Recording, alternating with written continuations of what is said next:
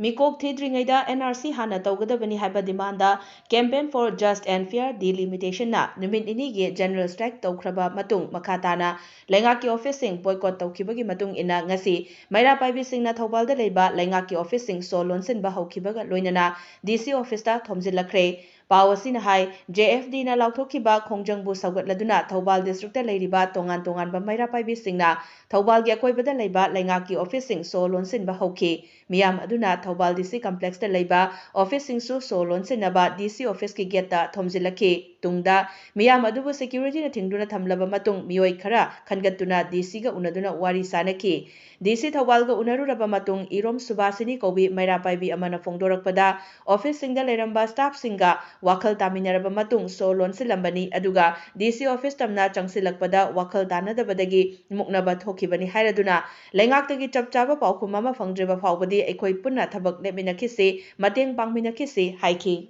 Jidep na akoigi Thoulakibagi matung ina akoigi loinaba government karmachari nge office ta loi sangjaramaga adum akoiga sum understanding lainaraga adum thonglonsin jarame anambana adubu mase DC da lake haina DC da mo akoi sangjarakpani adubu ngahak wakan tanadabagi haitare ko ngahak khara adum taunagre khara ngang sangnagre adugi matungda adum akoi sar akoigi additional SP hoi adigi OC hoi lakpadagi adum moina sobse taunanabagi damakta moina madam da line lobiraga madam ga koi unale akoi unazarure madam na haibire ise yariba makai akoi su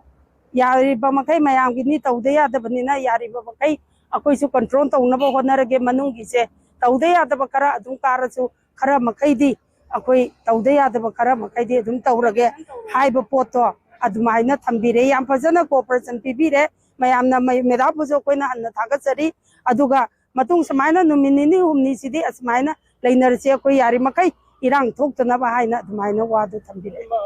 sensitive hobugi sensitive hobidi adudi yethokre adugi di wari sanadre aduna mungarang wari sanaba matamda de adudi koi sigi